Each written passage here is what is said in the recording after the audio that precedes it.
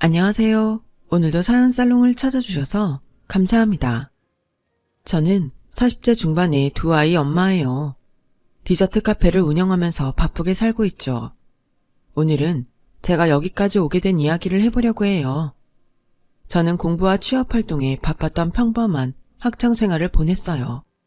대학 졸업과 동시에 꽤 큰 여행사에 취직했었는데 마침 IMF 사태가 일어나서 입사가 취소됐어요. 저는 신림동 고시촌에 들어가서 공무원 준비를 했고 열심히 한 덕택에 행정공무원에 합격했답니다. 부모님 사업이 IMF 때문에 많이 어려워졌던 때라 집에서 다들 많이 좋아하고 기뻐했어요. 저는 시청 사업부서에서 일을 하면서 대학 졸업학기였던 여동생 돈도 챙겨주고 부모님 사업에 필요한 돈도 대출을 받아서 드렸죠. 비록 적은 돈이긴 했지만 조금이라도 집에 보탬이 될 수 있어서 마음이 뿌듯했어요.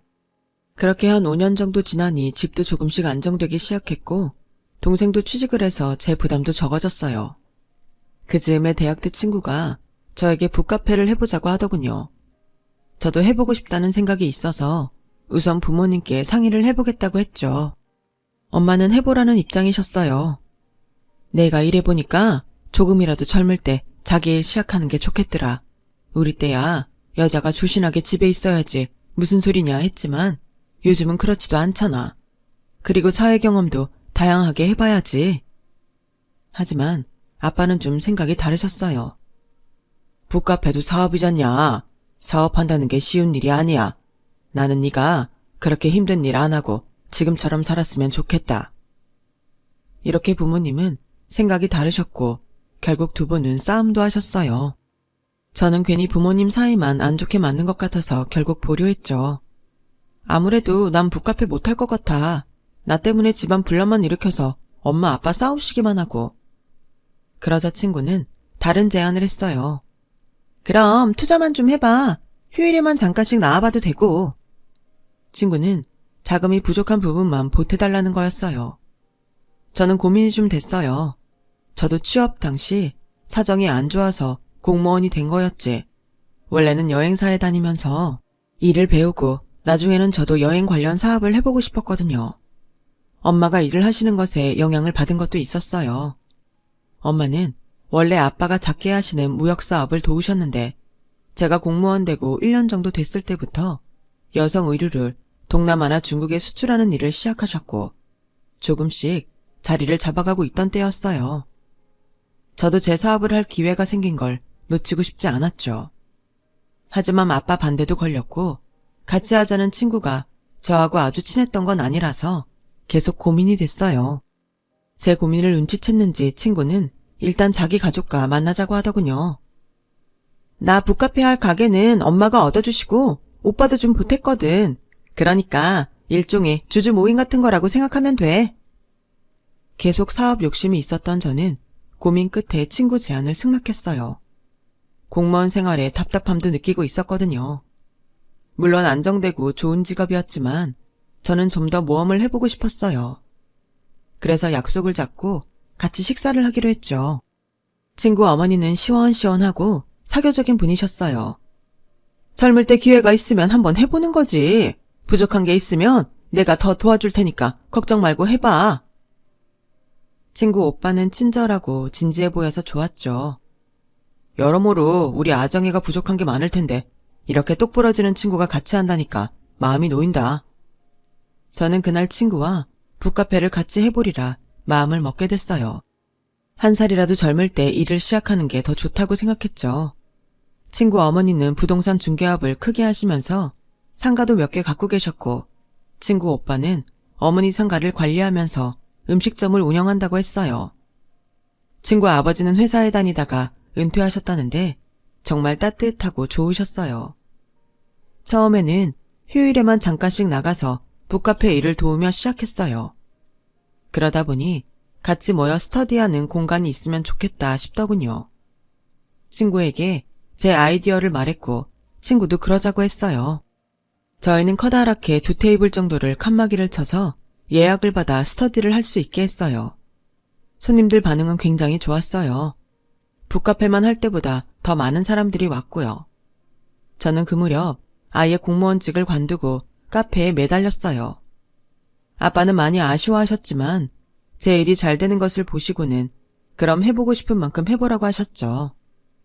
카페에는 스터디 예약을 하고 싶어하는 사람들이 점점 더 많이 찾아오기 시작했어요.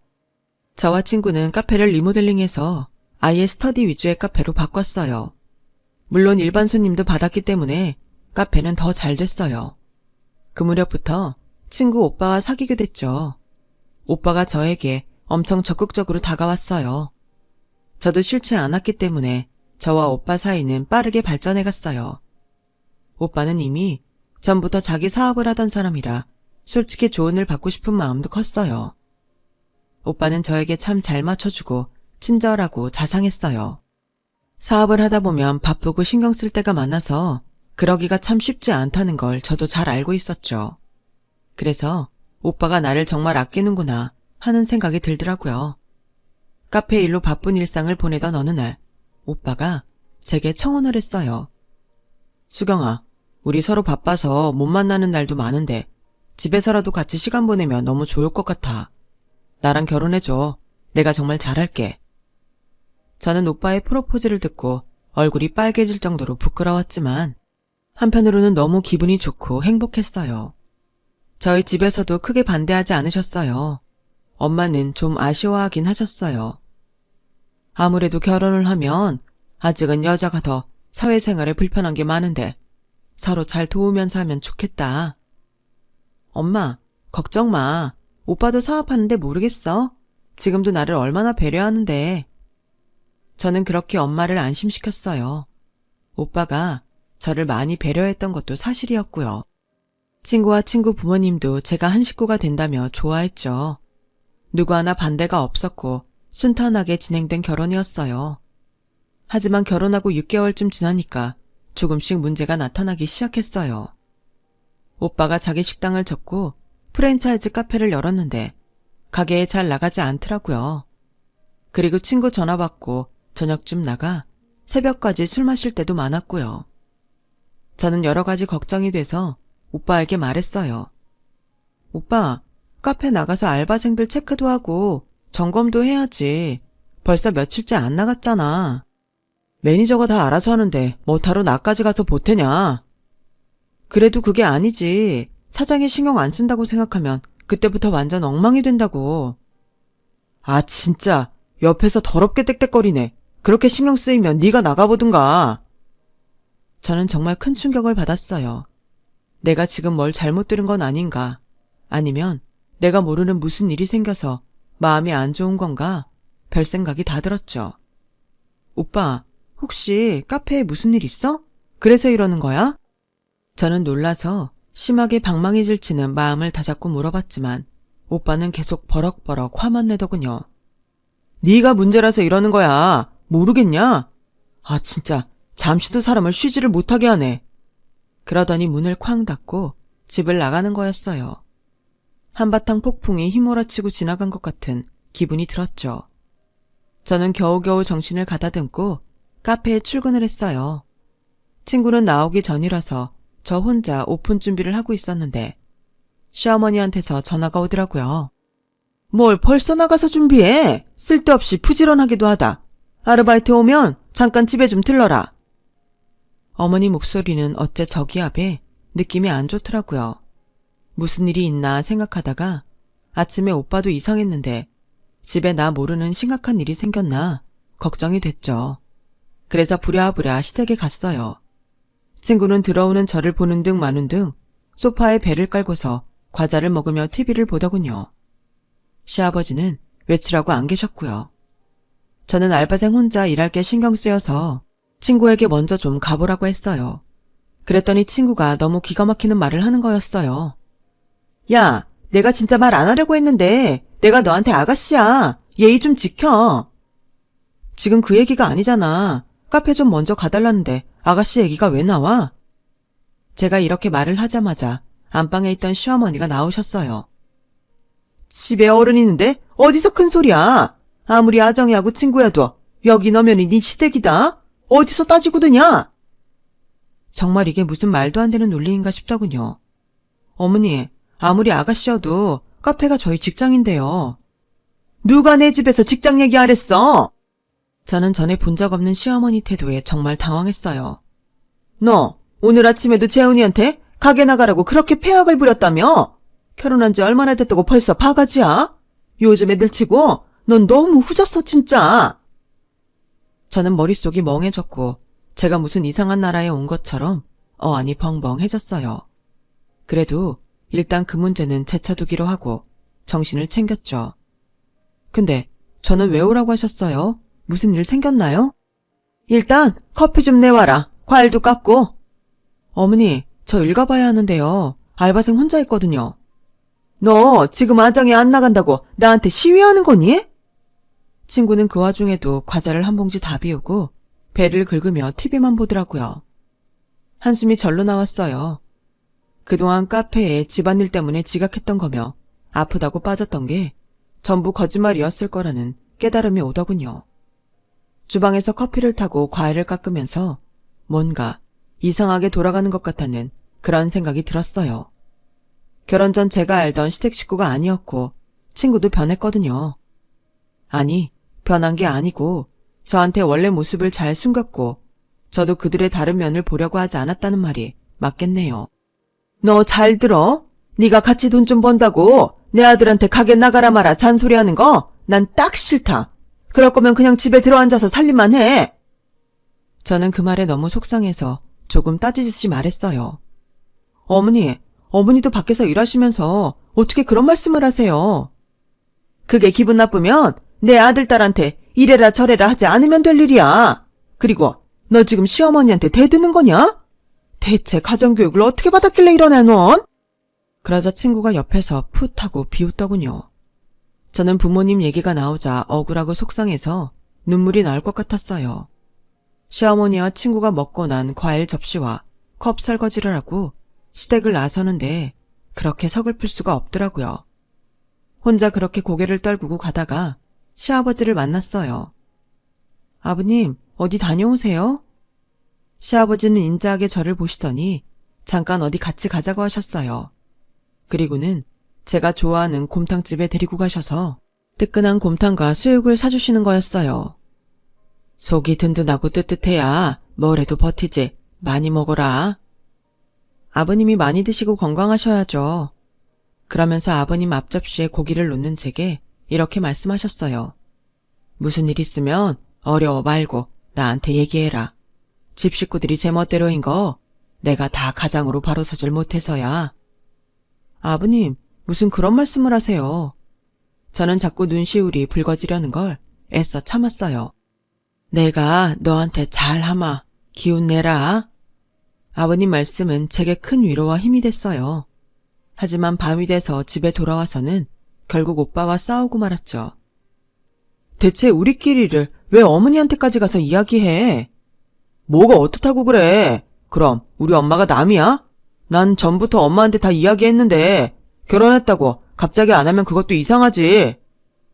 그럼 오빠는 내가 우리 싸운 얘기 우리 엄마 아빠한테 가서 해도 기분 안 나빠?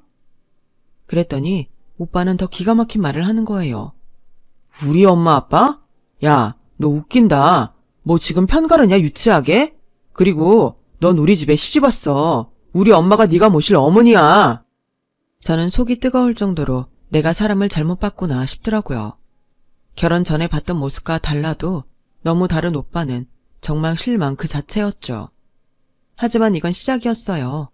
한 달이 지났는데 통장에 제 몫에 카페 이익금이 들어오지 않는 거예요. 그래서 전 알바생이 없을 때 친구에게 물어봤어요. 집에 가서 얘기하면 또 시끄러워질 테니까요. 아정아, 오늘이 말일인데 이번 달 내 정산금이 안 들어왔는데? 그러자 친구는 눈도 하나 깜빡 안 하고 이렇게 말하는 거였어요. 이제 네 거 내 거 그만할 때도 됐잖아. 어차피 너도 우리 식구인데 그냥 합쳐서 쓰면 되지. 그건 아니지. 엄연히 나랑 오빠는 다른 살림을 하는데. 그럼 들어와서 살아. 안 그래도 엄마도 따로 사니까 불편하다고 하시는데. 저는 어이가 없다 못해 복장이 터질 것 같았어요. 무슨 그런 말도 안 되는 말을 해. 진짜 해도 너무한다. 너야말로 너무한 거 아니야? 우리 부모님이랑 사는 게 그렇게 말도 안 돼?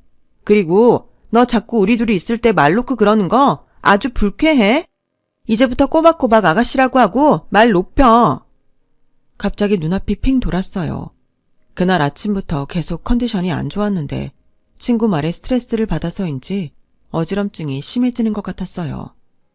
친구는 그렇게 제 속을 질러놓고 자기 약속이 있어서 준비한다며 집으로 먼저 들어가더군요. 알바생과 마감을 마치고 집에 와서도 몸이 안 좋아 누워있는데 오빠가 술에 취해 새벽 1시가 넘어서 들어오더군요. 저는 내다볼 힘도 없어서 가만히 눈을 감고 있었죠. 그랬더니 문을 벌컥 열고 들어와서 소리를 버럭 지르는 거예요. 넌 남편이 술 마시고 왔는데 내다보지도 않아? 저는 싸울 힘도 없어 가만히 말했어요.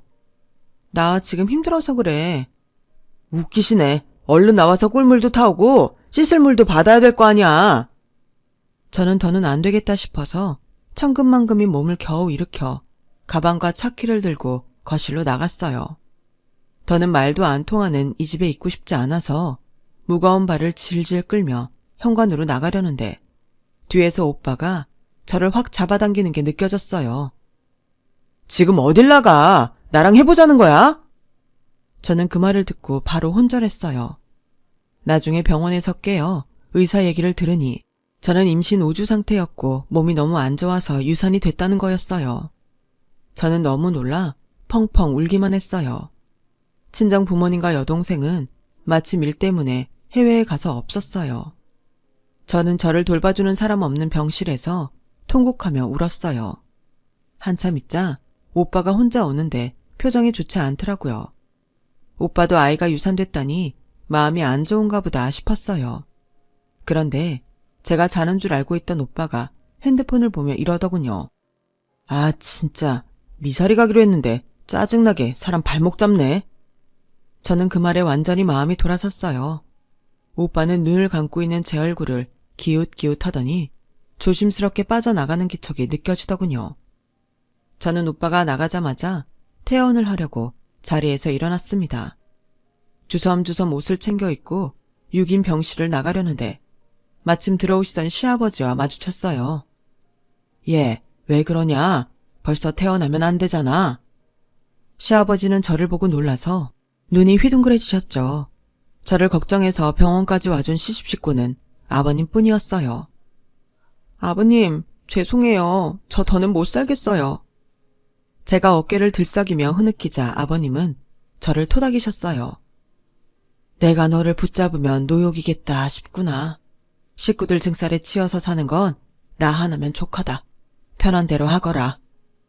저는 거듭 아버님께 죄송하다고 하며 병원을 나와 친정으로 갔어요. 그리고 부모님과 여동생이 오기 전에 먼저 이혼 준비를 했죠. 시어머니는 코웃음만 치고 오빠는 제 전화나 문자도 씹더군요. 그래, 이혼녀 딱지 붙이고 얼마나 잘 사나 보자. 나도 내 손주 건사 못하는 며느리는 싫다. 저는 시어머니 악담에 몸서리가 쳐졌지만 괜한 꼬투리 잡히기 싫어 입 다물고 가만히 있었어요. 오빠는 나중에 문자로 그럼 카페는 그만둘 거냐는 것만 묻더군요. 친구는 더 가관이었어요. 이혼하면 카페도 안 할 것 같은데 이제 와서 투자금 돌려받을 생각은 하지 마. 어차피 리모델링 비용이나 고정 지출비는 우리 집에서 더 많이 됐잖아. 변호사는 제가 결혼 후 제대로 쓴 계약서가 없어서 소송을 해도 돌려받을 수 있는 금액이 많지 않다고 했어요. 저는 투자금을 깨끗이 포기하기로 했어요. 그래야 그 집과의 인연을 빨리 끊을 수 있을 것 같았으니까요. 부모님과 여동생은 나중에 이 사실을 알고 그저 저를 안고 토닥여주기만 했죠. 여동생은 제가 행복할 줄만 알았다며 많이 울었어요. 친구와 했던 카페는 갈수록 잘 되고 있었어요. 하지만 저는 모든 걸 처음부터 시작해야 했죠. 처음부터 다시 발품을 팔아가며 가게를 알아보고 아이템을 고민하던 저는 집에서 마들렌을 만들다가 디저트 카페를 해보면 어떨까 하고 아이디어를 떠올리게 됐어요. 카페를 한번 해봤던지라 자신도 있었고 제가 마침 베이킹 자격증이 있어서 처음에는 저 혼자 할 수 있겠다 싶었거든요. 저는 혼자 감당할 수 있을 만한 크기의 가게를 얻고 바로 디저트 메뉴 연구에 들어갔어요. 저는 생과일을 얹은 숏케이크와 요거트를 주력으로 하는 작은 매장을 열게 됐어요. 아메리카노는 원하는 만큼 리필도 해주었고요. 열심히 친절하게 손님을 맞이하다 보니 조금씩 입소문이 났고 블로그 포스팅도 하게 됐죠. 무엇보다 저희 숏케이크가 맛있다고 오는 손님들이 점점 늘어났어요. 매장은 손님들을 수용하기 너무 작아져서 옆에 있던 옷가게를 얻어 넓게 하나로 트게 됐고요. 파티시에와 카운터 직원도 두면서 사업은 점점 커졌어요. 다른 지역 카페 사장님께서 자기네가 2호점 하고 싶다는 연락도 왔고요. 저는 그동안 제가 고생하고 피눈물 흘린 게 다 보상받는 것 같아서 너무 마음 뿌듯했죠. 가족들도 진심으로 기뻐했어요. 특히 엄마는 제가 이혼한 것 때문에 주눅이 들까봐 늘 격려를 해주셨죠. 요즘 세상에 이혼이 무슨 흠이냐? 네가 능력 있으니까 일도 잘 되잖아. 그거면 됐어. 너만 잘 되면 다 좋은 거야. 그런 엄마 덕분에 저는 이따금 남들이 제 이혼녀래 라며 은근히 손가락질 하는 것도 씩씩하게 잘 넘기며 제 사업에 몰두할 수 있었답니다. 그러다가 제 여동생이 결혼을 하게 되는데 결혼식장에서 만난 대학 친구가 제게 시댁 소식을 전했어요. 수경아, 네 전 시아버지 돌아가셨대. 못 들은 것 같은데 그래도 너 이뻐하셨다고 해서 전해야 될 것 같네? 저는 정말 깜짝 놀랐어요. 그동안 시간이 많이 지나긴 했지만 나이에 비해 정정하셨던 분이 돌아가셨다니 마음이 아프더라고요. 결혼식을 다 끝내고 친구에게 알아보니 내일이 시아버지 장례 발인이라고 하더라고요. 저는 계좌로 부의금만 보내라고 준비하다가 문득 아버님이 유산하고 혼자 있던 병실에 찾아오셨던 모습을 떠올렸어요. 아무리 다른 사람이 싫어도 제게 끝까지 따뜻하게 대해주시고 도리를 지켜주신 어른이 돌아가신 자리에 찾아가지 않는 건 예의가 아니라는 생각이 들더라고요. 그래서 저는 장례식장으로 발걸음을 옮겼어요. 저를 본 오빠와 친구는 눈동자가 흔들리더라고요. 어머니는 잠깐 나가셨는지 자리에 없었고요. 저는 부의금을 내고 두 사람에게는 눈길도 주지 않고 시아버지 사진 앞에 국화를 놓고 향을 꽂았어요. 그랬더니 갑자기 울컥하고 눈물이 솟구치기 시작하는 거예요. 그분도 자기와 다른 가족들 때문에 평생 마음고생 하셨을 거라는 생각과 저에게 해주시던 마음 씀씀이가 떠올라 저는 그 자리에 무릎 꿇고 앉아서 한참을 흐느꼈어요. 그리고 돌아서 나가려는데 뒤에서 누가 제 팔을 잡더라고요. 시어머니였어요. 참 오랜만이구나. 얼굴 보니 잘 지냈나 보네. 저는 그런 시어머니 인사에 헛웃음이 났어요. 와줘서 고맙다던가 미안하다는 게 아니고 아무렇지도 않게 오랜만이고 잘 지낸 것 같다고 하니까요. 제가 말없이 목례만 하고 자리를 빠져나오는데 시어머니가 저를 붙잡더니 잠깐 얘기를 하자고 하셨어요. 저는 시어머니 손에 끌려 구석으로 갔어요. 얘, 너 보니 잘됐다 싶다. 전에 아정이랑 하던 카페 네가 돈 좀 보태줄 수 있을까? 네? 제가 그 카페에 왜 돈을 보태요? 저는 어이가 없었어요. 시어머니는 천연덕스럽게 미소를 지으시며 이러셨어요. 아정이가 카페 확장을 하다가 돈이 좀 부족해졌지 뭐니. 그래도 네가 애정있던 곳인데 잘 되는 게 좋잖아. 저 이제 그 카페에 애정 없어요. 그리고 제가 투자할 이유가 없는데요. 제가 냉정하게 말하자 시어머니는 아주 상냥한 척 하시며 제 어깨를 쓰다듬으시더군요. 니네끼리 오해가 좀 있어서 틀어졌던 건 알겠는데 그래도 네 시아버지가 너한테 좀 잘했니? 시아버지 생각하면 네가 아정이한테 그러면 안 되지? 저는 안 되겠다 싶어서 목소리를 높였어요. 제가요, 웬만하면 돌아가신 분 보내드리는 자리에서 이러지 않으려고 했는데요. 시아버지 생각하는데 제가 왜 아정이 사업에 돈을 보태야 되는지 모르겠네요. 그리고 제 투자금도 돌려주지 않으셨으면서 너무하시는 거 아닌가요? 그러자 사람들이 흘끔대며 저와 시어머니를 쳐다봤어요. 그때 오빠가 오더니 저보고 따로 이야기를 하자고 하더라고요. 뭘 따로 얘기해? 난 할 얘기 없어. 얘기할 거 있으면 이 자리에서 해. 제가 강하게 나갔더니 그제야 오빠는 다 죽는 소리를 하더라고요. 요즘 우리 집이 좀 이래저래 어수선한데 너 요즘 잘 나간다며. 그러니까 네가 아정이랑 했던 카페에 돈 좀 투자해. 그거 잘 되면 너 섭섭치 않게 해줄게. 저는 오빠가 잡고 있던 손을 뿌리쳤어요. 어디다 대고 투자해란 말아야. 아직 뭔가 착각하는 것 같은데 나 예전 박수경 아니야. 그러자 갑자기 다들 조용해지더라고요. 나를 언제든 빨대 꽂고 빨아먹을 수 있는 호구로 생각했나 본데 내가 카페에 투자했던 돈 돌려달라고 소송하지 않는 것만도 다행으로 생각해. 그리고 어머니! 제가 부르자 시어머니는 흠칫하시면서 저를 보셨어요. 저 아정이랑 오빠 때문에 스트레스 받아서 유산하고도 어머니 저 병문안도 한번 안 오셨잖아요. 그리고 이혼녀 딱지 붙이고 얼마나 잘 사나 보자고 하셨죠? 저보고 돈 달라고 하실 정신 있으시면 아정이나 똑바로 가르치세요. 저는 사람들 사이를 빠져나오다가 아정이를 보고 한마디 했어요. 너도 정신 차려. 가게는 뒷전이고 놀 생각만 하니까 사업이 되겠어? 그렇게 저는 전 남편과 시어머니 그리고 친구에게 따끔하게 한마디 하고 시댁과 완전히 정리를 했죠. 시아버지를 마지막으로 뵌 게 장례식장이어서 마음이 아팠지만요. 시간이 많이 지나고 저는 좋은 사람을 만나 재혼했어요. 지금 남편은 친구처럼 재미있는 사람이에요. 딸 하나, 아들 하나도 낳았고요. 남편은 친정에도 아들 노릇하며 잘 지내고 있어요. 저는 그때 평생에 액땜을 했다고 생각하고 있어요. 아무리 하고 싶은 일이 있다고 해도 덥석덥석해서는 안 된다는 것도 알았고요. 아주 비싼 인생 수업을 한 것 같아요. 제 얘기는 여기까지예요. 들어주셔서 감사하고요. 다들 행복하세요. 여러분, 사연 댓글에 응원과 현명한 조언 부탁드려요. 좋아요와 구독은 저에게 큰 힘이 됩니다. 오늘도 좋은 일 가득하세요.